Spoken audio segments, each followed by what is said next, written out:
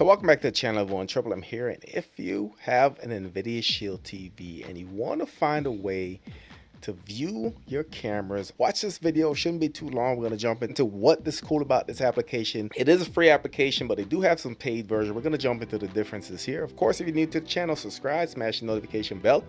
Let's go.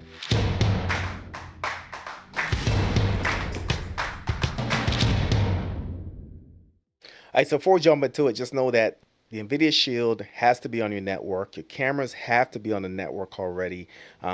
This is going to have the prerequisites that you have cameras already somewhere on your network and you have an Nvidia Shield TV. The application that we're taking a look at today, it is called Camera View. It is a free application, but there is some limitations on the freeness of it. And there is also a paid version, which we'll jump into the price here in a little bit. So I'm going to show you how to set it up, but let's see what I already have and we'll jump into how this works. So launch the camera application. You can see it gives me two cameras. It is nighttime, so some of the night vision stuff is on.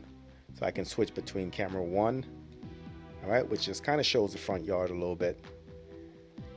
Go back out.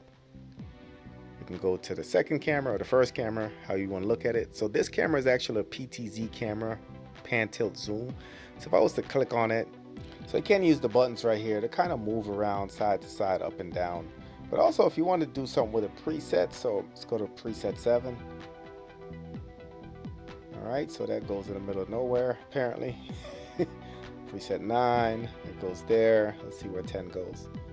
So I haven't set any of these presets, so these are just whatever the random ones are that came on the camera, but you do have different presets that you can move around. And you do have the options at the bottom where you can zoom in, zoom left, zoom right, so a lot built in within the PTZ as well. So let me go back. All right, so this is going to be the home screen, and by this point you guys are probably thinking, why do you only have two cameras? Well, that's where the limitations of this application stop. So this is not a sponsored review. This is just an application that I tested. It seems to work well for the most part, except the fact that you can only add two cameras with the free version. So if I went to try to add a third camera, you can see saying that I need to upgrade. You can go to no thanks, but that's where it ends. If you go to the Camera Viewer Pro, if you click on that, you can see they have different plans, guys. They have a $349 a month, they have a 1 year for $899, or they have a lifetime for $1099. So completely up to you if you want to go ahead and check that out. Either way, it does allow you to have two cameras. So if I click on the settings here, you can see I have some options here. I can go to the web page, I can contact support, and you can see some advanced features, but then again, those are only available for the Pro version. So still pretty cool in my opinion. Just the fact that you do get to set up your cameras, you do get to add them and auto detects everything on your network. If you want to go into all the cameras, just hit the play button on the top and it's going to show everything. Looks really nice. So let's go into the setup. All right, so when you launch the app, you're going to see a couple options. You're going to have the option to scan with your phone. You can do an auto, so this is if you know the camera address. You can add by brand functionality, or you can add manually. So for this one, let me go ahead and just try to auto detect and see what it finds.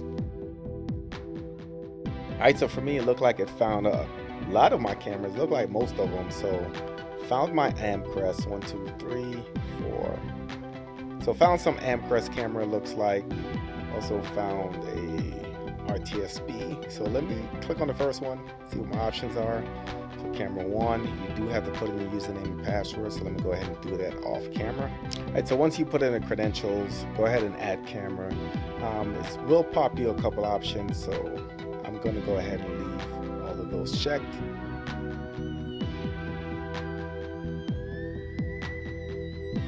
All right, go back. You can see camera 1 is right there, has been added. So let me know your thoughts in the comment section. I did do a similar setup like this on the Fire TV stick, so I'll go ahead and link that way you can check it out. Of course, if you're new to the channel, subscribe, smash the notification bell. Thank you for watching, and I'll catch you on the next one.